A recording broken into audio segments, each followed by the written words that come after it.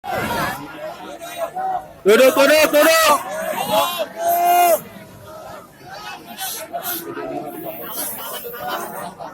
Assalamualaikum warahmatullahi wabarakatuh.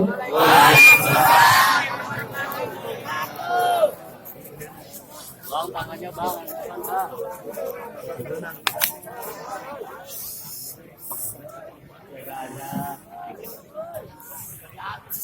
Alhamdulillah. Alhamdulillah nahmaduhu wa nasta'inuhu wa nastaghfiruh.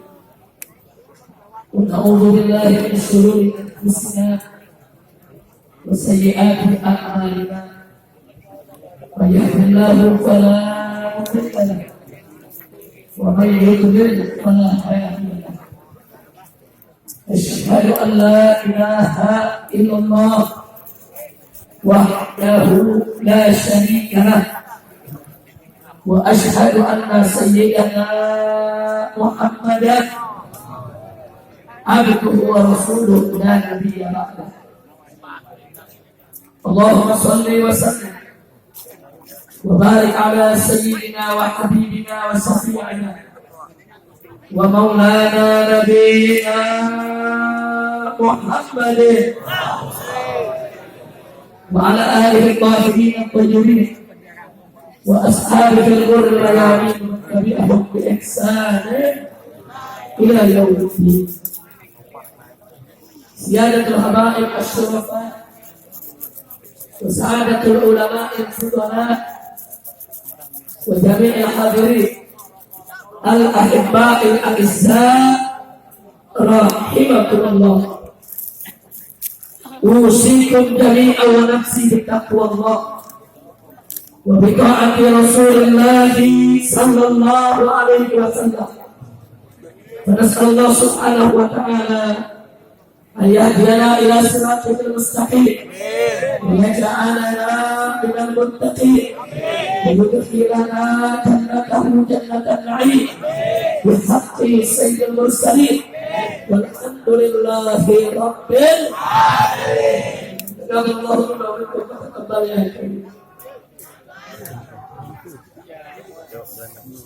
Kepada para habaib, para alim ulama, para kiai yang sama kita cintai dan sama kita muliakan, dan kepada segala panitia penyelenggara yang telah bekerja keras untuk mensukseskan acara ini, dan istimewanya dan seluruh pengurus masjid maupun yayasan dari masjid Keramat Keluarga yang kita cintai ini, dan kepada seluruh jamaah, bapak, ibu, para pemuda, para pemudi, kaum muslimin dan muslimat rahimakumullah.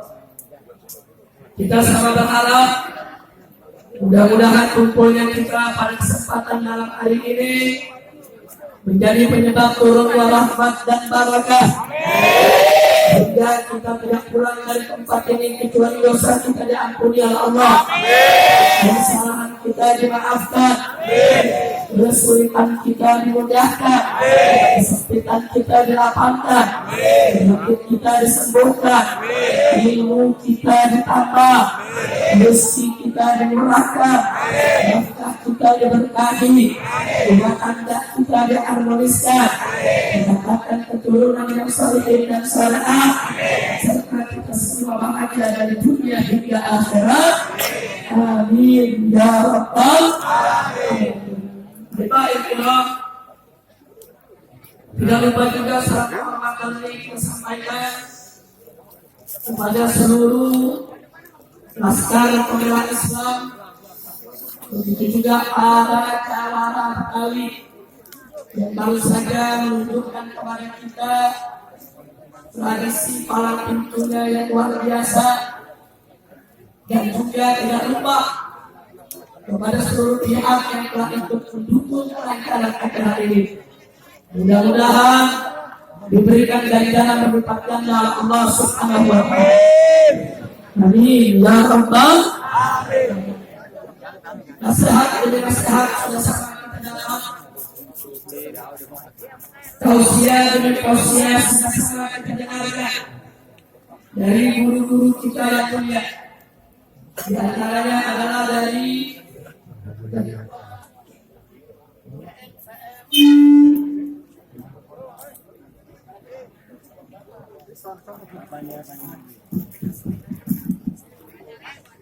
yang pertama tadi kita sudah sama dengar dari Ketua GNPF MUI, yaitu Akhina Al-Fadil Al-Muhtaram Al-Mukarram, Kiai Haji Ustadz Bahtiar Nasir, dan juga dari Wakil Ketua Umum DPD FPI, yaitu Kiai Haji Ja'far Siddiq, dan juga kita lupa Imam FPI DKI, yaitu Habib Hussein bin Zaid Al-Attas, dan juga guru-guru kita yang lainnya, namun kita yang datang dari Singapura dan tadi diterjemahkan oleh Habib Alwi bin Zaid Al-Aidarus.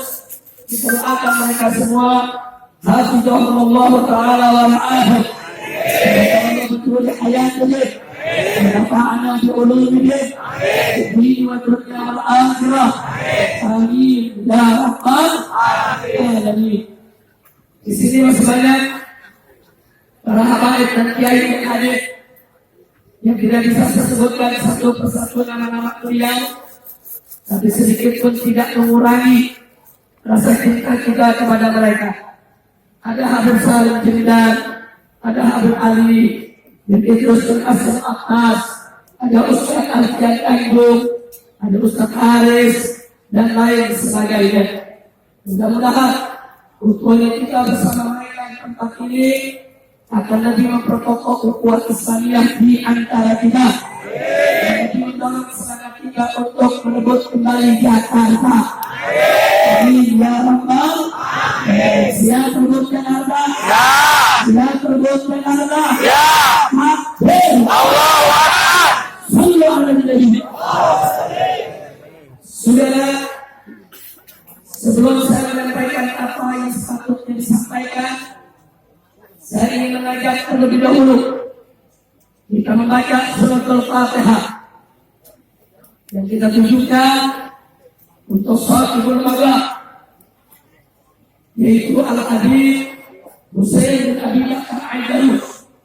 Allah subhanahu wa ta'ala an yatakassafu bi rahmati wal maghfirah wa an yarfa'a darajatahu 'inda Allah wa yanfa'ana bi barakatihi wa asrarihi wa nafahatihi wa ulumihi fid din wad dunya wal akhirah wa an yaghfir lana wa iyyakum lil najah wal falah wal istiqamah fid din wad dunya wal akhirah wa ila hadratin nabi Sayyidina Muhammad sallallahu alaihi wasallam.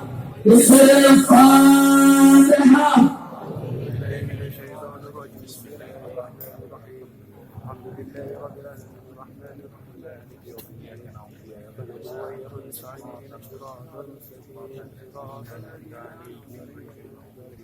Jazakallahu minna wa minkum taqabbal ya karim. Ahibah al-kiram, kampung Luar Batang ini menjadi salah satu bukti dan saksi sejarah betapa perjuangan para habaib dan ulama kita yang sangat dahsyat dan luar biasa jauh sebelum NKRI lahir, jauh sebelum Pancasila lahir, jauh sebelum Bhinneka Tunggal Ika lahir, jauh sebelum Undang-Undang Dasar 1945 lahir, saudara. Karena perkampungan Luar Batang ini sudah ada lebih dari 200 tahun yang lalu, saudara. Kampung Luar Batang ini merupakan situs sejarah. Kampung Luar Batang ini telah menjadi benteng pertahanan akidah umat Islam, khususnya warga Betawi yang ada di Jakarta. Betapa kita lihat, saudara, 350 tahun Belanda menjajah Indonesia, 350 tahun penjajah Nasrani berupaya untuk memurtadkan bangsa Indonesia, khususnya warga Jakarta, tapi selama 350 tahun mereka gagal. Saudara, Indonesia maupun Jakarta dari dulu sampai hari ini tetap 90% warganya yang beragama Islam. Itulah bukti perjuangan mereka, membentengi akidah umat, menjaga akidah umat, sehingga umat Islam tidak mudah untuk dimurtadkan oleh para penjajah. Alhamdulillah. Itu saya ingin ajak semua saudara, betapa pentingnya untuk kita mengkaji sejarah, dan betapa pentingnya untuk kita mengambil pelajaran dari sejarah. Ingat, isi Al-Quranul Karim, saudara, tidak kurang dari sepertiganya adalah sejarah. Bagaimana dalam Al-Quranul Karim Allah menceritakan sejarah dari aneka ragam manusia, mulai dari sejarah manusia-manusia suci seperti para Rasul dan Nabi, sampai kepada sejarah manusia-manusia durjana seperti Namrud dan Fir'aun, saudara. Untuk apa Allah ceritakan itu semua? Faktaru ya ulul absar, tidak lain dan tidak bukan adalah untuk kita mengambil iktibar, untuk kita mengambil pelajaran dari sejarah manusia suci, para Rasul dan para Nabi, supaya kita bisa mensuri tauladan mereka, meniru jejak perilaku mereka, meniru daripada kemuliaan akhlak mereka, saudara. Dan dari sejarah manusia-manusia durjana seperti Namrud, Fir'aun dan lainnya, untuk apa? Untuk bisa kita lihat betapa angkuh dan sombongnya mereka, lalu bagaimana akibat yang ditimbulkan dari keangkuhan dan kesombongan mereka, serta betapa kemurkaan Allah serta siksa pedih yang disiapkan untuk mereka, agar kita tidak meniru mereka, tidak mencontoh mereka, sehingga kita terhindar daripada siksa api neraka. Karena ya saudara, sekali lagi, sejarah teramat penting, sejarah teramat perlu untuk kita baca, untuk kita kaji, untuk kita mengambil pelajaran. Insya Allah.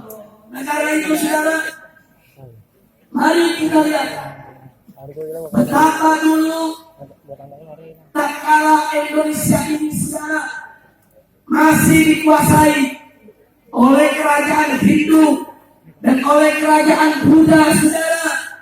Para habaib dan para ulama kita datang, saudara, dari negeri Arab sana, dari negeri Yaman sana, turun ke Nusantara ini, saudara. Mereka telusuri tepian pantai, mereka masuki pedalamannya hanya untuk menyebarkan Islam. Lihat bagaimana perjuangan Wali Songo di Pulau Jawa ini. Tapi jangan lupa juga, coba lihat di Pulau Irian di sana, saudara, betapa para habaib dari keluarga besar Al-Hamid berhasil menyebarkan Islam di banyak tempat, yaitu di wilayah Irian. Kemudian lihat Sulawesi, saudara, betapa dahsyatnya, yaitu perjuangan keluarga besar Al-Jufri yang menekankan Islam sampai ke pelosok-pelosok Sulawesi, saudara, hingga hari ini. Kemudian lihat Kalimantan, bagaimana berdiri Kesultanan Al-Qadri, Kesultanan Kumu dari keluarga besar Al-Qadri maupun Al-Idrus, saudara. Kemudian lihat di Sumatera, ada kerajaan Siak, saudara, yang menghimpun keluarga besar Syahab dan juga keluarga besar habaib yang lainnya. Luar biasa, habaib dan para ulama menyebar ke mana-mana daerah untuk menyebarkan Islam. Hasilnya 90% bangsa Indonesia rame-rame memeluk agama Islam. Itu saya bertanya, dasar para habaib baik dan ulama besar tidak? Bahwa dan ulama besar tidak? Besar tidak? Wajib tidak kita terima kasih? Wajib tidak kita bersyukur kepada Allah? Alhamdulillah. Tolong dicatat Pak, Bu, bagaimana para habaib dari rumah tersebut saat mereka datang ke Indonesia, mereka tinggalkan anak laki-laki mereka, mereka tinggalkan keluarga mereka tinggalkan anak istri mereka tinggalkan harta benda mereka berlayar sekian puluh ribu mil jauhnya hanya untuk menyebarkan Islam. Tidak sedikit di antara mereka yang ditangkap oleh anak Hindu dan Buddha, kemudian mereka dibunuh, saudara. Tidak sedikit di antara mereka yang menderita, yang ditangkap, yang disiksa, yang dianiaya, saudara. Tapi mereka tetap sabar, tetap mereka sedang memasukkan Islam sehingga akhirnya Islam itu bisa diterima di Indonesia. Bahkan kerajaan-kerajaan Hindu dan Buddha, baik kerajaan Singosari maupun kerajaan Majapahit, semua akhirnya bertukar menjadi kerajaan-kerajaan Islam. Kerajaan Islam Arab, kerajaan Islam Demak, kerajaan Islam Cirebon, kerajaan Islam Banten, saudara, bermunculan di mana-mana. Luar biasa. Akhirnya Islam menjadi agama yang tersebar secara luas di negara Indonesia tercinta. Alhamdulillah. Sama tanya, itu semua anugerah siapa? Allah. Anugerah siapa? Allah. Allah dan Bapak anugerah siapa? Allah. Karunia siapa? Allah. Pertolongan siapa? Allah. Takbir. Allah. Sallu ala Nabi. Allah. Sudah sampai di situ, saudara.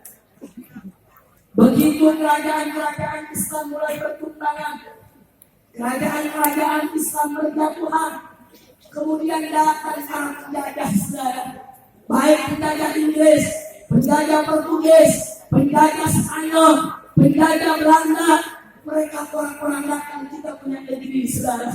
Tapi apa yang dilakukan oleh para ulama, mereka tidak mundur, mereka tidak melarikan diri.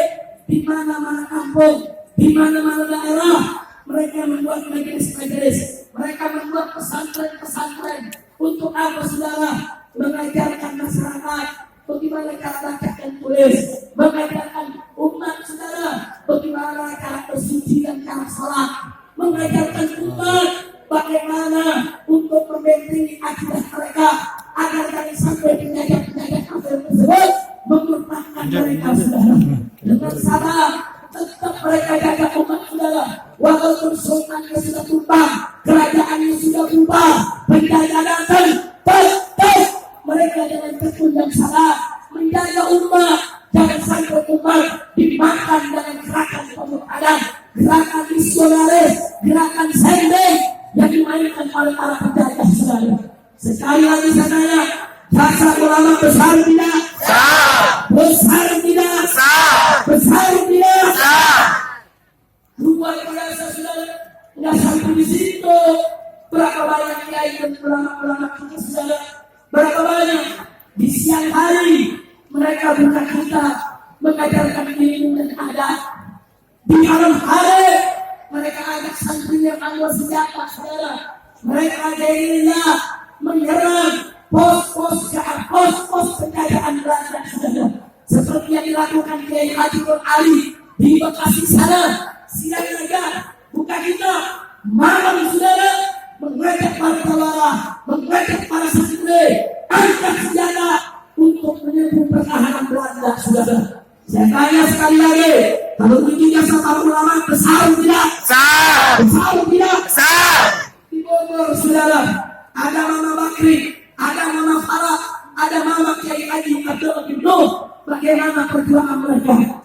Di Tasik, saudara, ada Kiai Haji Sayyid Mustafa.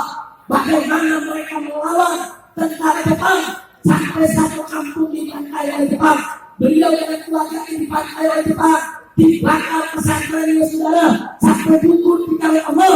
Enggak, mereka tidak peduli. Tetap mereka setia menjaga agama, setia menjaga umat, setia membela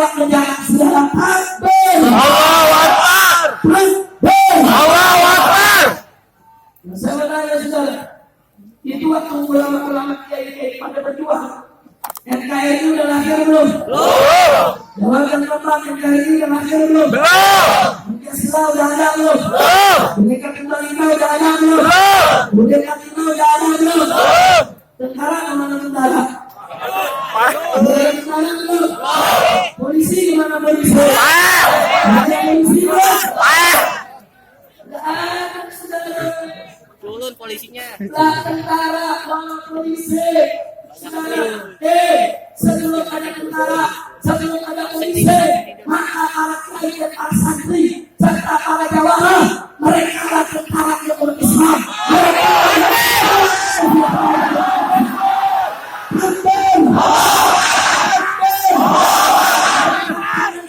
takbir.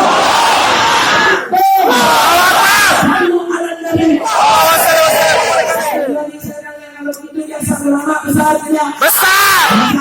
Besar tidak? Besar. Besar kiai besar tidak? Besar. Besar pesantren besar tidak? Besar. Takbir. Allahu Akbar. Bahkan menjelang kemerdekaan saudara, itu para kiai yang punya laskar, punya pasukan. Saudara, laskar mereka macam-macam namanya. Ada yang dikasih nama Jundullah, ada yang dikasih nama Hizbullah. Saudara, mereka satukan. Mereka satukan semua untuk menjadi apa? Menjadi BKR, Barisan Keamanan Rakyat, yang kemudian berubah menjadi TKR, Tentara Keamanan Rakyat, yang kemudian berubah lagi menjadi TNI, Tentara Rakyat Indonesia, dan belakangan berubah menjadi TNI, Tentara Nasional Indonesia. Saudara, tolong dicatat saudara, siapa yang menyatukan naskah-naskah tersebut menjadi tentara Indonesia saudara? Tidak lain yang dilakukan adalah Panglima Besar Jenderal Sudirman. Kita tanya siapa Sudirman? Ternyata Sudirman adalah Ustadz Madrasah Ibtidaiyah di Yogyakarta. Takbir. Mereka yang buat tentara siapa? Ustadz saudara. Tentara yang mencetuskan tentara siapa? Ustadz saudara. Masya Allah. Sekali lagi saudara, kalau itu jasa ulama besar tidak? Besar. Kiai besar tidak? Besar. Ustadz besar tidak? Besar. Tahu-tahu saudara, begitu udah merdeka ulama dikriminalisasi. Kacau tidak? Kacau. Kacau tidak? Kacau. Kacau tidak? Kacau. Itulah Indonesia. perhatian dah. Sedih ya. Sedih. Baik, kita lanjutkan sudah dah sampai di sini. Pak, Bu. Sebelum kita merdeka, saudara, dibentuklah BPUP PKI. Saudara, apa itu saudara? Itu Badan Persiapan Pusat, Badan Panitia Usaha Persiapan Kemerdekaan Indonesia. Untuk apa? Berunding merumuskan dasar negara, saudara. Siapa anggotanya? Ternyata di sana ada Kiai Haji Wahid Qasim, pimpinan Nahdlatul Ulama, dan di sana juga ada Kiai Haji Abdul Qahar Zakir, pimpinan Muhammadiyah, dan di sana juga ada Kiai Haji Agus Salim, pimpinan Sarekat Islam. Saudara, luar biasa. Ulama-ulama untuk berunding rapat untuk merumuskan dasar negara kita. Kemudian ada Bung Karno mengusulkan supaya kalau Indonesia nanti merdeka, dasar negaranya dinamakan Pancasila. Saudara, kemudian Bung Karno mengusulkan sila yang pertama beri kebangsaan. Saudara, sementara beri ketuhanan diletakkan oleh Bung Karno di sila yang kelima, sila yang terakhir. Lalu apa yang terjadi? Ditolak oleh ulama. Para kiai mengatakan baik, Pancasila boleh jadi dasar negara, nama Pancasila bagus, artinya 5 dasar. Akan tetapi sila ketuhanan tidak boleh diletakkan paling bawah, tidak boleh diletakkan paling akhir. Ulama berjuang sampai sila ketuhanan diletakkan di sila yang pertama.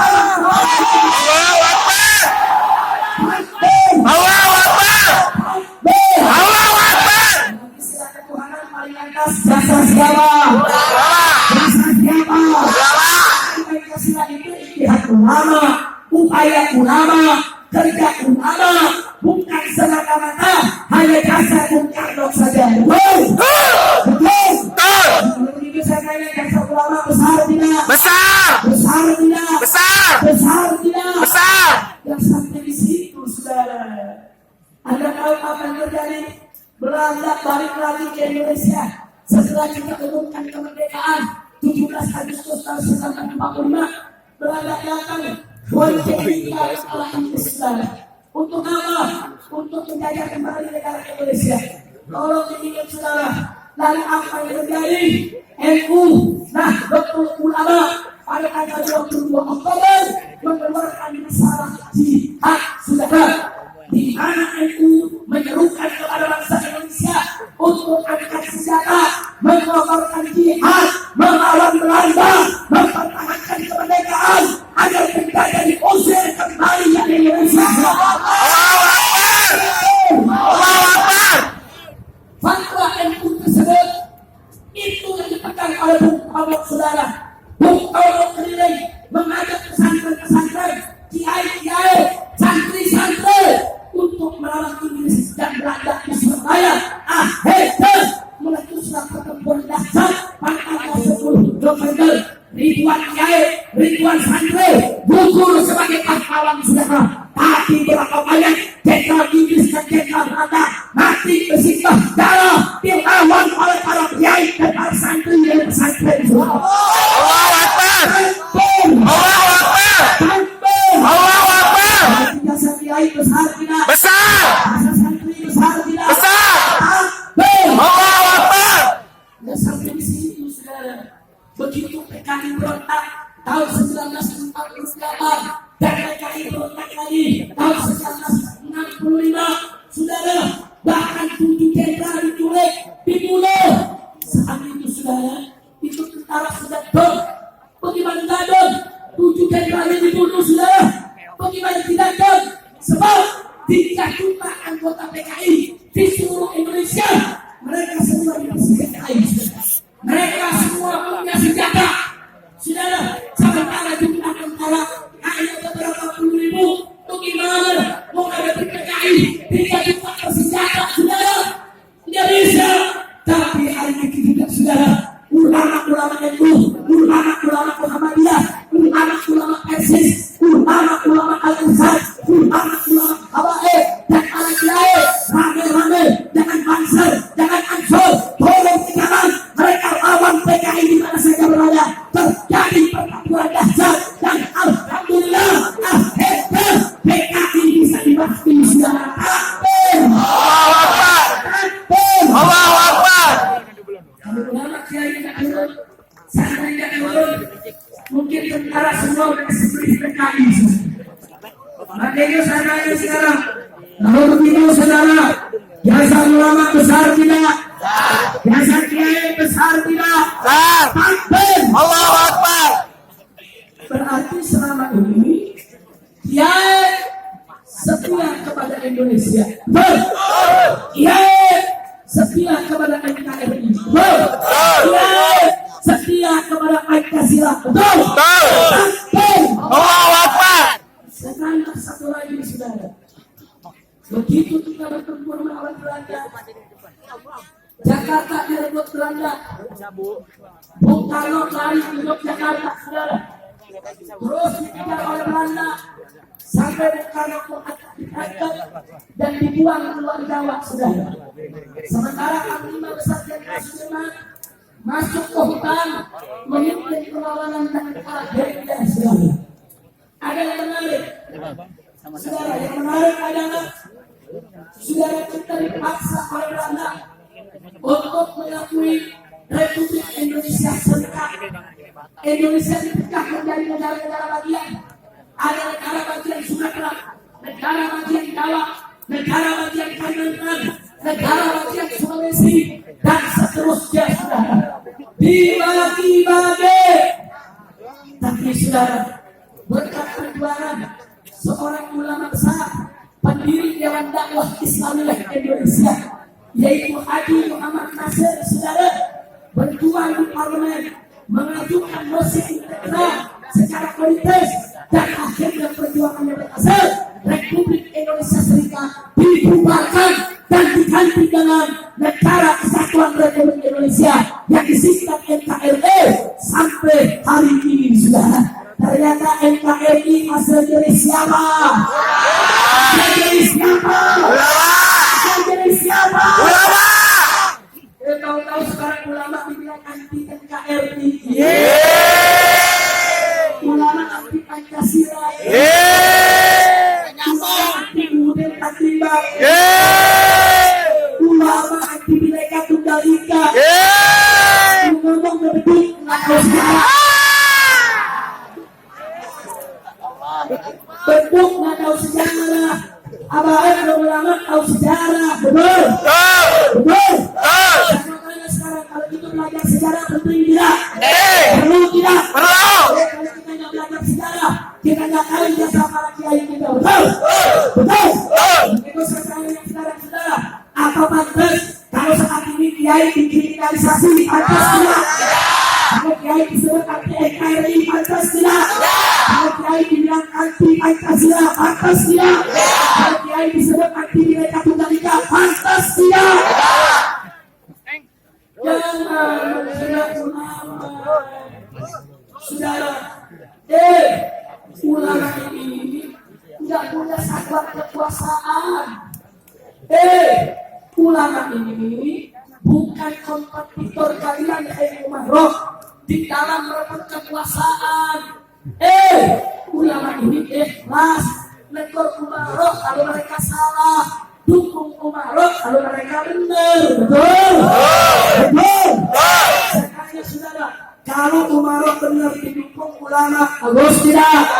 Bagus tidak? Kalau Umaroh salah ditegur ulama, bagus tidak? Bagus tidak? Ini enggak. Ulama tegur marah. Ulama tegur makam. Kacau tidak? Kacau tidak? Kacau. Kriminalisasi, makarisasi, terorisasi. Kacau tidak? Kacau. Kacau tidak? Kacau. Masya Allah. Saudara, gara-gara aksi 212 ada yang tersinggung menganggap ulama dan kiai habaib ini ancaman.